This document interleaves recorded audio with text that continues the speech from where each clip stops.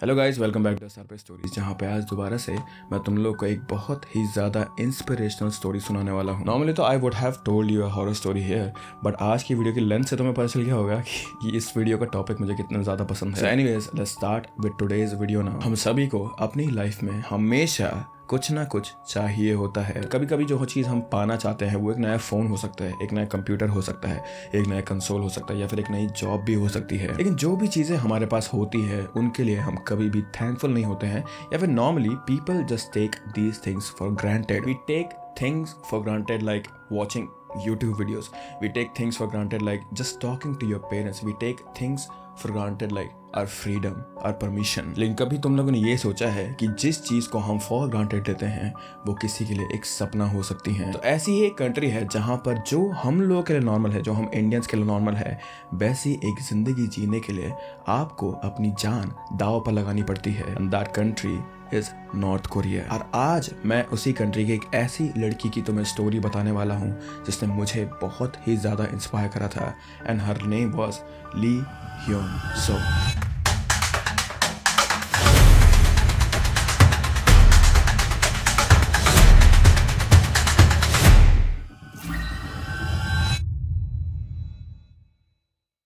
ली Hyeon Seo का जन्म जनवरी 1980 में येसान, नॉर्थ कोरिया में हुआ था।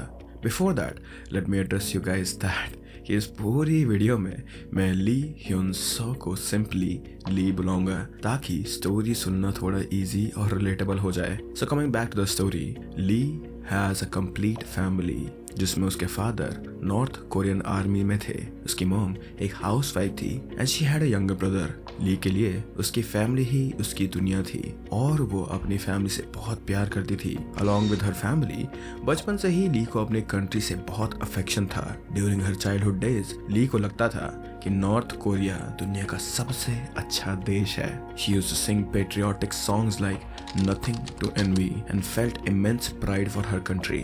Late me tell you guys कि ये सॉन्ग नॉर्थ कोरियन स्कूल्स में बचपन से ही सिखाया जाता है, जिसमें लिरिक्स का मतलब ये था कि नॉर्थ कोरिया पूरे वर्ल्ड का सबसे बेस्ट कंट्री है जहाँ के लोग को बाहर की दुनिया से कोई जलना या कमी महसूस नहीं होती है। So basically this song shows that north Korea is a supreme country और उन्हें बाकी कंट्री से कोई फर्क नहीं पड़ता, और ये बात वो बचपन से ही बच्चों के दिल और दिमाग में डाल देते हैं। ली का बचपन काफी ज्यादा खुशियों से भरा था। She had a loving and supportive family जो फाइनेंशियली भी काफी स्टेबल थे। उसे अपनी कंट्री से भी बहुत प्यार था and everything in her life was fine until 1990s जब नॉर्थ कोरिया को एक बहुत बड़ी फैमिन ने हिट किया। I don't know if you guys know about this or not, but in 1990s north Korea एक बहुत बड़ी भूखमरी से गुजर रहा था। इस फैमिन के पीछे पॉलिटिकल रीजंस तो थे ही, लेकिन उस दौरान एक बड़ा नेचुरल डिजास्टर भी हुआ था जिसने सिचुएशन को और भी ज्यादा वर्स्ट बना दिया था। नॉर्थ कोरिया पर आई ये भूखमरी काफी बड़ी थी, लेकिन सबसे डिस्टर्बिंग बात ये थी कि उस समय के नॉर्थ कोरियन गवर्नमेंट ने इस फैमिन से लड़ने के जो सॉल्यूशंस निकाले थे वो बहुत ही ज्यादा शॉकिंग थे। Shocking in bad terms. 1990s के लीडर किम जोंग सेकंड की गवर्नमेंट ने अपना पूरा फोकस सिर्फ आर्मी और एलीट लोगों के खाना इकट्ठा करने पे लगा दिया था, जबकि आम लोग सड़कों पर भूख से मर रहे थे। लोग अपनी जान बचाने के लिए जंगलों में घास, पत्ते और पेड़ की छाल तक खाने को मजबूर हो गए थे। हालात इतने खराब थे कि just for the sake of survival लोग अपने मर चुके रिलेटिव्स की बॉडी तक खाने लगे थे।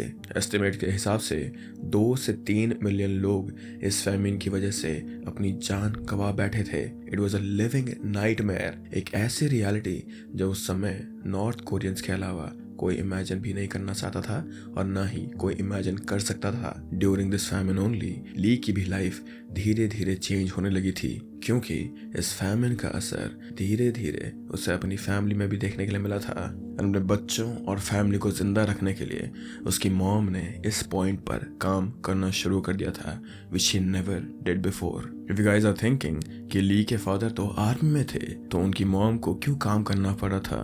See, it is true कि ली के फादर आर्मी में थे, लेकिन हाई रैंकिंग ऑफिसर नहीं थे वो। नॉर्थ कोरियन गवर्नमेंट ने सिर्फ टॉप मिलिट्री ऑफिशियल्स और पॉलिटिकल एलिट्स को प्रायोरिटाइज किया था उस समय पर। इसमें स्पेशली वो लोग थे जो कि किम जोंग सेकंड के बिल्कुल करीबी थे और इसीलिए लोअर रैंक सोल्जर्स और उनकी फैमिलीज को वो स्पेशल ट्रीटमेंट नहीं मिली थी जो टॉप के ऑफिशियल्स को मिल रही थी उस समय। इसलिए शुरुआत में ली की फैमिली थोड़ा स्टेबल थी, लेकिन जैसे जैसे फैमिन और इंटेंस होता गया ली की फैमिली पर भी इसका असर पड़ने लगा था और ये फैमिन ली को पहली बार गवर्नमेंट के अगेंस्ट सोचने पर मजबूर कर रही थी।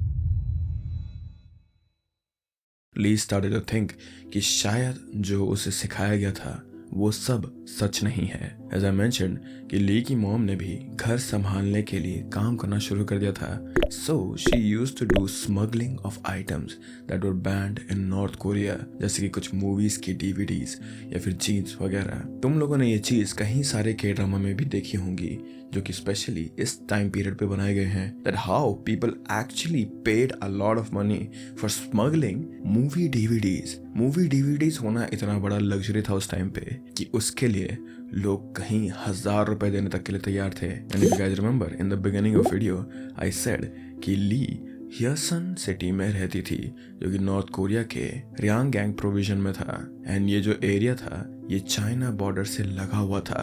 You can clearly see this map कि चाइना एंड रियांगगैंग प्रोविजंस का ये एरिया आपस में बॉर्डर से शेयर करता है, इसलिए यहाँ पे अक्सर काफी भारी मात्रा में और काफी भारी पैसे में बहुत सारी चीजों की स्मगलिंग करी जाती थी। ली की फैमिली वैसे ही फैमिन के चलते हर दिन स्ट्रगल कर रही थी, लेकिन उनकी लाइफ और ज़्यादा ख़राब हो गई थी जब 1994 में एक और बड़ी ट्रेजेडी आई। उस साल ली के फादर जो कि नॉर्थ कोरियन आर्मी में थे, उनके अपनी ही कंट्री के मिलिट्री सिस्टम के साथ कुछ इश्यूज हो गए थे जिसका पूरा सच कभी भी नहीं पता चला, लेकिन इस वजह से उन्हें 2 हफ्तों के लिए आर्मी की कस्टडी में ले जाया गया था। उसके बाद जब वो घर लौटे तो वो बिल्कुल बदल चुके थे। उनकी आंखें धसी हुई थी, चेहरा पूरा सूख गया था जैसे कि वो अंदर से टूट गए हो। कस्टडी के बाद उनकी हेल्थ धीरे धीरे बिगड़ने लगी थी। उन्हें 6 हफ्ते तक हॉस्पिटल में एडमिट करना पड़ा था, लेकिन वो कभी भी इमोशनली रिकवर नहीं हो पाए थे। अंदर ऐसा क्या हुआ ये चीज किसी को भी नहीं पता। उनके डैड ने किस चीज से सफर करा ये चीज भी उनकी फैमिली को नहीं पता थी, लेकिन उन्हें 6 हफ्ते तक हॉस्पिटल में एडमिट करना पड़ा था। उनके अंदर एक अलग ही सैडनेस थी जो उन्होंने कभी किसी से शेयर नहीं की। फिर एक दिन उनकी डेथ ड्रग ओवरड्यूज की वजह से हो गई थी जो कि उन्होंने खुद ही ली थी और अथॉरिटीज ने इसे एक सुसाइड डिक्लेयर कर दिया था।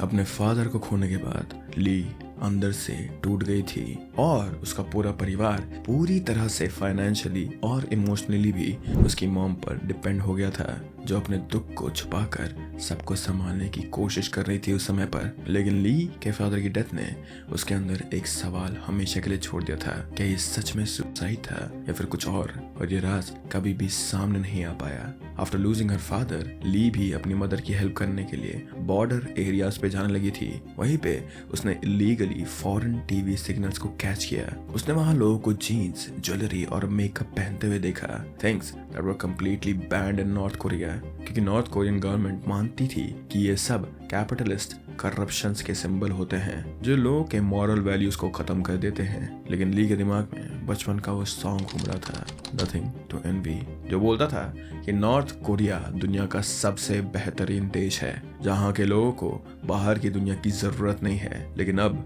ली को ये सब झूठ लगने लगा था। स्लोली उसका भरोसा गवर्नमेंट पे से टूट रहा था। भले ही North Korean government jeans and jewellery जैसी चीजों को कैपिटलिस्ट करप्शन का सिंबल मानती थी, बट फॉर ली ये एक ग्लिम्स था, एक ऐसी दुनिया का जो उसने कभी इमेजिन भी नहीं की थी। The small glimpses of the other world made her curious about the life outside of her own country, outside of north Korea. बाहर की दुनिया को लेकर ली की क्यूरियोसिटी बढ़ती ही जा रही थी। फिर एक दिन ली ने डिसाइड किया कि वो चाइना की तरफ एस्केप करेगी। ली ने प्लान भी बिना किसी को बताए बनाया था, क्योंकि अगर उसकी फैमिली को इस प्लान के बारे में पता चलता तो उनकी लाइफ भी खतरे में आ सकती थी।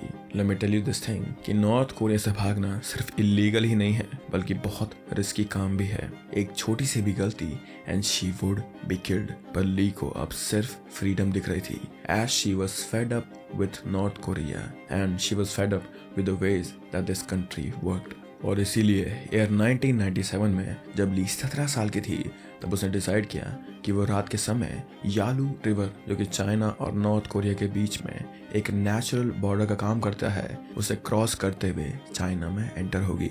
ठंड के मौसम में जब ये रिवर फ्रीज हो जाती थी तो ली के जैसे कहीं सारे लोग अपनी जान की परवाह किए बिना इस फ्रोजन रिवर को पार करते थे with the hopes of better life. Lee का बहुत सिंपल प्लान था। उसने सोचा था कि वो सिर्फ कुछ टाइम के लिए चाइना जाएगी और वहां जाके कुछ समय के लिए फ्रीडम को महसूस करेगी और फिर वो वापस नॉर्थ कोरिया लौट आएगी अपनी फैमिली के पास। लेकिन जितना सिंपल ये प्लान सुनने में लग रहा था और जितना सिंपल उसने ये प्लान इमेजिन करा था, उतना आसान ये प्लान होने नहीं वाला था। बॉर्डर क्रॉस करना भी एक अलग चैलेंज है। नॉर्थ कोरियन बॉर्डर गार्ड्स का काम होता है कि जब लोग भागने की कोशिश करें, उन्हें या तो वापस भेज दिया जाए या फिर उन्हें ऑन द स्पॉट शूट कर दिया जाए। लेकिन गार्ड्स भी इंसान थे, तो कुछ बार गार्ड्स पैसे के बदले या फिर सिंपैथी की वजह से लोगों की मदद कर देते थे।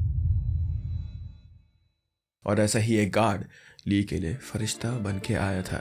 उसे चुपके से ली को बॉर्डर क्रॉस करने दिया। शायद वो जानता था कि नॉर्थ कोरिया में चल रहे स्ट्रगल्स और रिस्ट्रिक्शन से भागना कभी कभी एक इंसान की जरूरत बन जाता है, एंड इसीलिए he helped her and she somehow miraculously successfully crossed North Korea's border and reached China. China पहुंचते ही ली सबसे पहले अपने फैमिली फ्रेंड के घर गई जो चांग बाय में रहते थे, और ये वही लोग थे जो ली की फैमिली के साथ मिलकर बॉर्डर पर स्मगलिंग किया करते थे।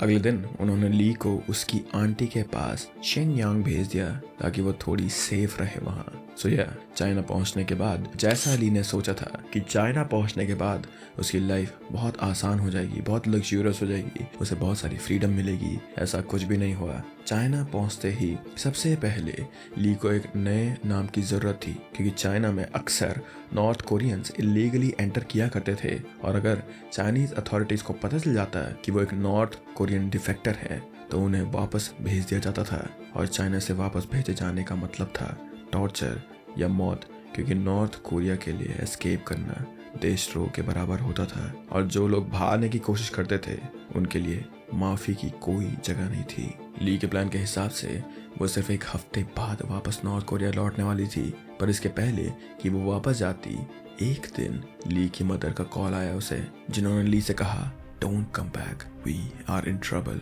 ये सुनते ही ली शॉक में थी, क्योंकि नॉर्थ कोरियन अथॉरिटीज ने उसकी फैमिली को इंटेरोगेट करना शुरू कर दिया था।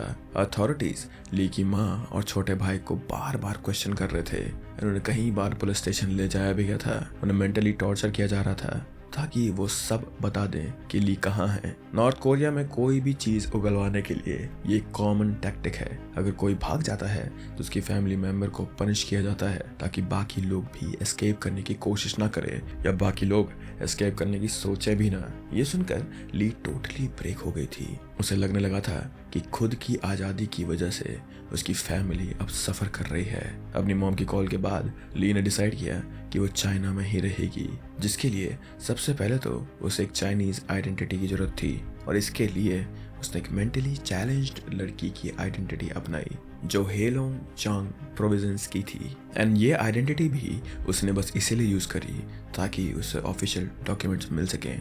इस दौरान वो शेंगयांग और शंघाई में ही रही और वहाँ वो काम करने लगी थी। लेकिन हर बार जब वो चाइना के लोगों से बात करती थी तो उसका एक्सेंट उसकी असली आइडेंटिटी का राज खोल देता था। तो इसीलिए उसने मैंडरिन सीखना शुरू किया। वो लोगों में ब्लेंड होना चाहती थी, लोकल लोगों से मिलना चाहती थी, तो इसीलिए उसने उस दौरान चाइना में लोकल लड़कों को डेट किया। और धीरे धीरे ली ने अपने आप को एक Chinese national of Korean heritage दिखाना शुरू कर दिया था, जिसमें वो काफी सक्सेसफुल भी थी। इसका मतलब लोग ये मानने लगे थे कि वो एक चाइनीज सिटीजन है जिसके एंसेस्टर्स कोरिया से आए थे। इस तरह ली ने अपनी असली नॉर्थ कोरियन आइडेंटिटी को छुपा लिया था, but at least for some time. But life in China was never truly safe for her. Lee को चाइना में एक स्ट्रेंजर की तरह जीना पड़ता था। वो वहाँ एक इलीगल इमिग्रेंट थी, और अगर पुलिस को उसकी असल पहचान पता चल जाती तो उसे वापस नॉर्थ कोरिया भेज दिया जाता, जहाँ टॉर्चर और मौत उसका इंतजार कर रहे थे। चाइना में नॉर्थ कोरियन डिफेक्टर्स को ह्यूमन राइट्स नहीं मिलते थे। उन्हें सिर्फ क्रिमिनल की तरह ट्रीट किया जाता था। तुम खुद ही इमेजिन कर सकते हो कि उसे हर पल इस डर के साथ रहना पड़ता था कि कभी कोई उसके खिलाफ रिपोर्ट ना कर दे। For her every day felt like a fight for survival. लेकिन एक दिन ली का जो ये डर था वो उसके सामने आ गया था जब पुलिस वालों ने उस पर नॉर्थ कोरियन होने का इल्जाम लगाकर उसे अरेस्ट कर लिया था। ली को शांग यांग की पुलिस ले जाया गया था जहां उसे काफी देर तक इंटेरोगेट किया गया। ली से चाइना के बारे में क्वेश्चंस पूछे गए और उसकी मैंडरिन लैंग्वेज टेस्ट की गई। उस मोमेंट पे ली का पूरा फ्यूचर सिर्फ उसके लैंग्वेज स्किल पे डिपेंड कर रहा था। But thanks to her father, उसके डैड ने बचपन से ही ली को चाइनीज सीखने पर मजबूर करा था। ड्यूरिंग द इंटेरोगेशन उसका दिल जोर शोर से धड़क रहा था, लेकिन उसे खुद को शांत रखने की कोशिश करी एंड फाइनली ली ने ये टेस्ट पास कर लिया था और पुलिस को उसे छोड़ना पड़ा। पर ये मोमेंट ली के लिए एक रिमाइंडर था कि चाइना में उसकी लाइफ कभी सेफ नहीं हो सकती थी। यहाँ हर जगह इन्फॉर्मेंट्स थे जो सिर्फ रिवॉर्ड के लिए नॉर्थ कोरियन रेफ्यूजीज को रिपोर्ट कर देते थे। बट स्टिल अपने साथ हुए इस इंसिडेंट के बाद ली फिर से एक फैक्ट्री में काम करने लगी थी जहाँ उसे काफी कम सैलरी मिलती थी, लेकिन उसे सिर्फ पैसा नहीं चाहिए था, उसे फ्रीडम चाहिए थी जो कि नॉर्थ कोरिया से एस्केप के बाद भी उसे नहीं मिल रही थी इस कंट्री में।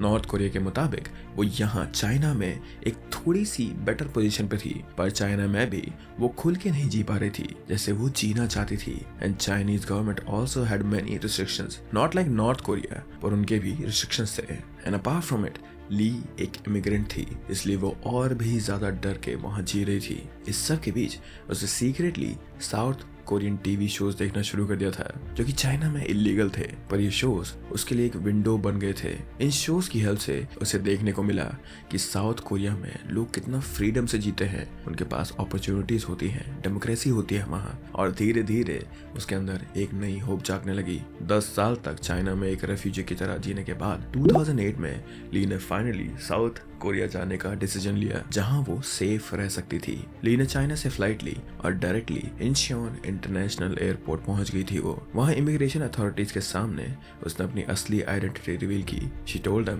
That she was a north Korean डिफेक्टर। So basically डिफेक्टर means कि एक ऐसा पर्सन जो देश को छोड़ के किसी और दूसरे देश में चले जाता है। तो अपनी ट्रू आइडेंटिटी बताने के बाद ली ने साउथ कोरियन गवर्नमेंट से हेल्प की डिमांड की and asked for their permission कि वो साउथ कोरिया में रह सके। Before moving ahead let me tell you guys कि कई बार लोग अपने देश की डिफिकल्ट लाइफ से बचने के लिए दूसरे देश में चले जाते हैं और वहाँ की नेशनैलिटी मांगते हुए उस पर्टिकुलर कंट्री से रिक्वेस्ट करते हैं कि उन्हें वहाँ एज अ रेफ्यूजी रहने दिया जाए। And south Korea generally north Korean defectors को अपनी कंट्री में रहने की परमिशन दे देते हैं। लेकिन यहाँ पे एक ट्विस्ट था।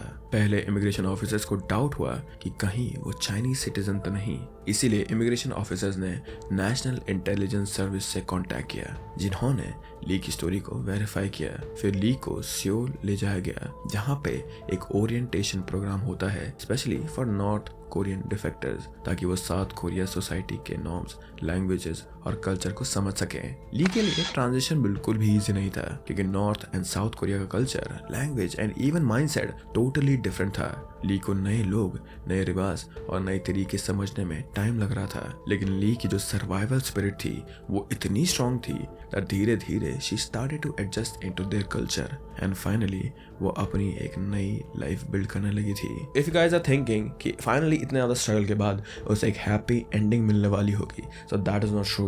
One of the major part of struggle in her life was about to come. जब ली धीरे धीरे साउथ कोरिया के कल्चर में ढलने लगी थी और वहां अपनी लाइफ सेट करने की कोशिश कर रही थी, तब वो कुछ पैसे एक ब्रोकर के थ्रू अपनी फैमिली को नॉर्थ कोरिया में भेज रही थी। लेकिन 2009 में उसे एक बहुत ही सैड न्यूज मिली। जो पैसे उसने एक ब्रोकर के थ्रू अपनी फैमिली को भेजे थे वो नॉर्थ कोरियन पुलिस ने पकड़ लिए थे। And that wasn't even the worst part. Police ने डिसाइड किया था कि उसकी माँ और भाई को जबरदस्ती किसी रिमोट और सुनसान गाँव में भेज दिया जाए जहाँ सर्वाइव करना लिटरली इम्पॉसिबल था, जस्ट बिकॉज उनकी बेटी उनकी कंट्री छोड़ के भाग गई थी। ये सब सुनते ही ली का दिल टूट गया था। उसने बहुत सोचा, लेकिन उसने डिसाइड किया कि वो अपनी माँ और भाई की हेल्प करने के लिए वापस नॉर्थ कोरिया नहीं बल्कि चाइना जाएगी। लेकिन ली को ये बात पता थी कि उसकी फैमिली ने कभी चाइनीज लैंग्वेज नहीं सीखी थी, ना ही वो वहाँ के कल्चर को समझते थे। स्टिल ली वाज श्योर कि किसी भी हाल में वो अपनी फैमिली को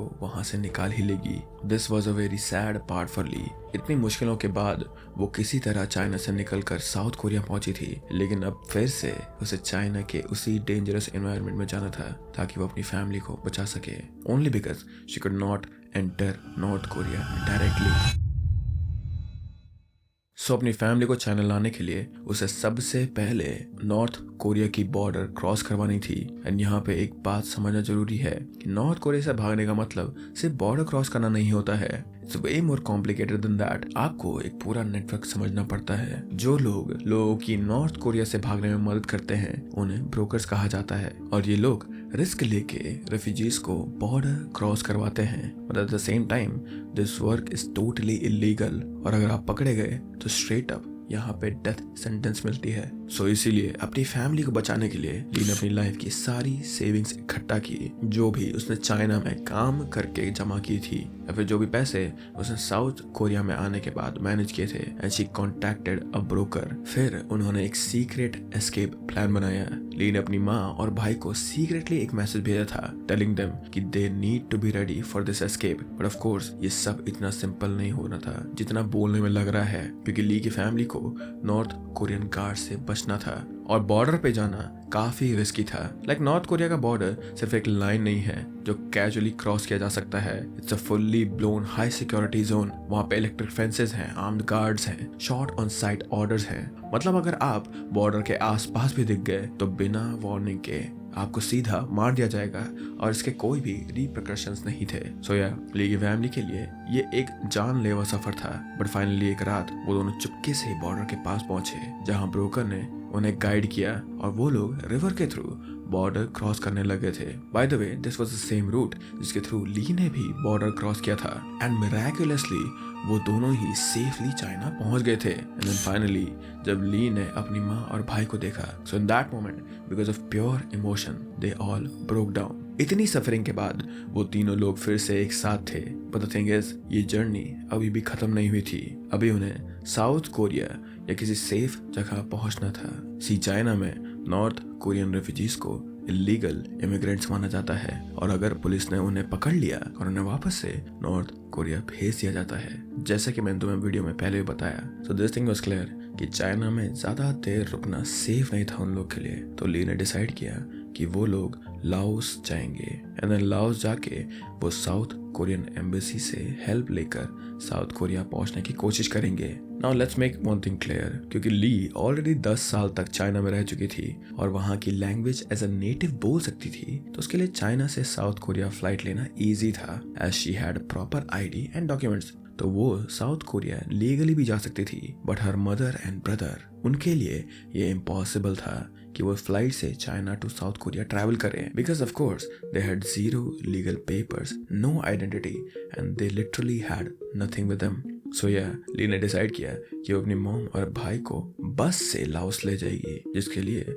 उसने एक ब्रोकर से बात करी दोबारा से। तो अब ली का प्लान सिंपल था। वो लोग चाइना टू लाओस बाय बस इलीगली बॉर्डर क्रॉस करके जाएंगे, फिर लाओस से साउथ कोरिया की एम्बेसी तक समहाउ उन्हें पहुंचना था, और फिर with the help of embassy they will fly towards south Korea. But honestly ये सफर शुरू होने से पहले ही इम्पॉसिबल सा लग रहा था, और जब ये स्टार्ट हुआ तो रियलिटी और भी ज्यादा स्कैरी थी। ली न्यू दिस थिंग कि चाइना में ट्रैवल करने के दौरान आईडी का होना बहुत ही ज्यादा इंपॉर्टेंट है। इसीलिए ली ने तुरंत फेक चाइनीज आईडी अरेंज किए ताकि उनकी आइडेंटिटी सेफ रहे और वो लोग पुलिस से बच सके। फिर उन्होंने बस से चाइना टू लाओस ट्रैवल करना स्टार्ट कर दिया था। During this journey there were multiple incident when their family was about to be caught. जिससे एक बार तो एक चाइनीज सोल्जर ने उनकी बस को रोक लिया था and started to check everyone's ID, but somehow they survived and that wasn't even the scariest part. वो सोल्जर उनसे क्वेश्चनिंग भी कर रहा था, सिर्फ ये देखने के लिए कि वो लोग चाइनीज प्रॉपर्ली बोल सकते हैं या नहीं। And Lee also knew this thing कि अगर उसकी मॉम और भाई से एक वर्ड भी बुलाया गया तो it was was game over because दोनों को ही चाइनीज बोलना नहीं आता था। लेकिन जब उस सोल्जर ने ली की फैमिली से क्वेश्चनिंग की तो उसी वक्त ली ने एक जीनियस मूव प्ले किया। She quickly told the soldier they are deaf and mute, और सरप्राइजिंगली ये बात वहां पर चल गई। सोल्जर ने उन्हें चेक किया बट फिर वहां से वो चला गया। That moment was pure tension for them. बस में टोटल 52 लोग थे, जिनमें से कई लोग पहले भी ली की मॉम को बात करते हुए सुन चुके थे, बट फिर भी किसी ने गार्ड्स के सामने एक शब्द नहीं बोला, which was just miracle for them। इसी तरह कई सारे छोटे बड़े इंसिडेंट से बचते हुए एक हफ्ते तक चैलेंजिंग सफर के बाद फाइनली ली और उसकी फैमिली लाओस बॉर्डर पहुंच गई थी। वहां पहुंचते ही ली ने अपने ब्रोकर की हेल्प ली और उसकी फैमिली के लिए बॉर्डर क्रॉस कराने का अरेंजमेंट किया, जिससे वो साउथ कोरियन एम्बेसी तक सेफली पहुंच सकते थे। But let me make one thing clear, सिर्फ उसकी फैमिली ही बॉर्डर क्रॉस करे थी because Lee already had a South Korean nationality and fluent Chinese speaking skills, जिसकी वजह से वो directly China to South Korea flight से जा सकती थी। अपनी फैमिली को बॉर्डर पर ड्रॉप करने के बाद ली को लगने लगा कि फाइनली अब सब सेफ हैं, लेकिन reality was way harder than she expected. जैसे ही उसके मॉम और भाई ने इलीगल बॉर्डर क्रॉस किया, लाओस गवर्नमेंट ने उन्हें पकड़ लिया। एंड देन जब ये न्यूज ली को मिली, she did not waste a second और वो तुरंत फ्लाइट लेके लाओस पहुंच गई थी। उसने लाओस गवर्नमेंट को एक हैवी अमाउंट पे किया और 1 महीने तक उन्हें बहुत मुश्किलें फेस की, लाइक पुलिस इंटेरोगेशन, अरेस्ट होने का डर, वापस चाइना भेज दिए जाने का खतरा और हर जगह uncertainty। But finally, पुलिस ने उसकी फैमिली को छोड़ दिया and from there she immediately took them to Laos की कैपिटल वियंतियन, जहाँ साउथ कोरियन एम्बेसी थी, जिनकी मदद से वो उन्हें सक्सेसफुली साउथ कोरिया ले जाना चाहती थी। लेकिन साउथ कोरियन एम्बेसी से सिर्फ कुछ ही दूर पहले लाओस की पुलिस ने उन्हें फिर से अरेस्ट कर लिया था and this was the biggest breakdown moment for Lee. As अपनी डेस्टिनेशन के इतने करीब होने के बावजूद भी उसका सपना टूट चुका था। अपनी फैमिली को बाहर निकलवाने के लिए लगभग 50 दिनों तक उसने कॉन्स्टेंटली एफर्ट्स किए। वो डेली इमिग्रेशन ऑफिस जाती थी और उनसे हेल्प मांगती थी। इसके अलावा वो लाओस की पुलिस तक भी गई उनकी हेल्प मांगने के लिए, पर कुछ नहीं हुआ। ली के साथ सबसे बड़ी प्रॉब्लम ये थी कि उसके पास पैसे नहीं बचे थे, क्योंकि अगर उसके पास पैसे होते तो वो और घूस दे सकती थी वहां। लेकिन ली के सबसे डिफिकल्ट पॉइंट पे उसकी मदद एक स्ट्रेंजर ने की, एक ऑस्ट्रेलियन मैन जिसका नाम था डिक स्टोल्प, जो उस समय वहीं रह रहा था। उन्होंने ली से उसकी परेशानी की वजह पूछी एंड देन ली ने अपनी टूटी फूटी इंग्लिश में उनको सब कुछ बता दिया। एंड सरप्राइजिंगली उन्होंने बिना किसी हेजिटेशन के एटीएम से पैसे निकाले और ली की फैमिली को बाहर निकलवाने में उनकी मदद करी। जस्ट इमेजिन दैट थिंग, एक पूरी तरह से अननोन इंसान जिसकी कोई रिस्पॉन्सिबिलिटी नहीं थी ये करने की, उसने सिर्फ ह्यूमैनिटी के बेस पर ली की हेल्प कर दी थी। That moment she must have felt so relieved and she must have thought this thing कि दुनिया पूरी तरह से बुरी नहीं है। तो अब ली की फैमिली बेल हो चुकी थी, लेकिन बेल होने के बाद भी एम्बेसी तक सेफली पहुंचना उनके लिए एक चैलेंज था, क्योंकि हर जगह सर्वेलेंस थी, पुलिस का प्रेशर था और रिस्क भी बहुत ज्यादा था। लेकिन ली ने हिम्मत नहीं हारी। अपनी फैमिली के साथ मल्टीपल अटेम्प्ट्स के बाद फाइनली वो साउथ कोरियन एम्बेसी तक पहुंच गई थी। जब वो लोग एम्बेसी के अंदर गए तब उन्होंने चैन की सांस ली, क्योंकि अब वो लोग ऑफिशियली साउथ कोरियन गवर्नमेंट की प्रोटेक्शन में आ गए थे।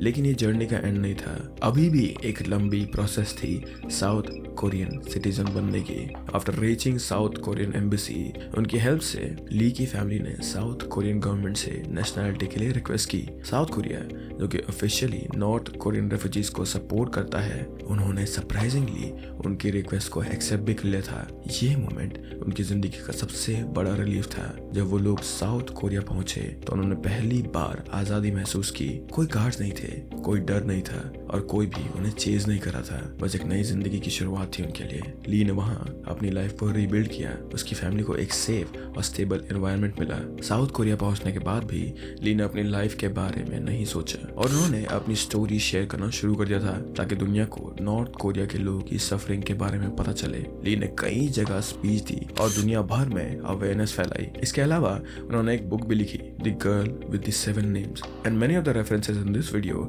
Are from that book only. And after that Lee decided कि वो एक एक्टिविस्ट बनेंगी जो नॉर्थ कोरियन डिफेक्टर्स की मदद करेंगी, ताकि उन्हें एक नया घर, एक नई जिंदगी मिल सके। But one thing was sure for Lee and her family, that they made it. Against all the odds they survived. The story of Lee was not an escape story. ये कहानी एक पावरफुल लेसन है, एक reminder है कि जो freedom हमें मिली है वो एक प्रिविलेज है। सोच के देखो, हम बिना डर के कहीं भी जा सकते हैं, हम अपने देश में कहीं भी घूम सकते हैं। कोई अगर हमसे सड़क में लड़े तो हम उनसे लड़ सकते हैं वापस। हमें किसी और देश में भागने की जरूरत नहीं पड़ती है सिर्फ सांस लेने के लिए, and that is a blessing. लेकिन फिर भी ये सब कुछ हम कितना गारंटेड लेते हैं। दुनिया में कई जगह ऐसी भी हैं जहाँ लोग सिर्फ एक नॉर्मल जिंदगी जीने के लिए अपनी जान दांव पे लगा देते हैं। सो या this story is a wake up call. चाहे तुम किसी भी देश में हो, be thankful for the freedom you have, क्योंकि जो भी हम नॉर्मल मानते हैं वो किसी और के लिए एक सपना हो सकता है। Well, that was it for today's video and I hope कि तुम लोग को ये वाली वीडियो बहुत ही ज़्यादा पसंद आई होगी, क्योंकि इस वीडियो बनाने में बहुत ही ज़्यादा टाइम लग गया था। From writing, from editing, from everything of this video, it took a lot of research, it took a lot of time. So I hope कि तुम लोग अगर ये वीडियो पसंद आए तो तुम लोग इस पे just press that like button and share this video with your family also, because I'm pretty sure they will also be motivated. But yeah, algorithm boost कर देना, like और comment कर देना. But with that, I hope that you guys are happy and healthy. And मैं मिलता हूँ तुम लोगों से अब अगले हफ्ते. Bye bye guys.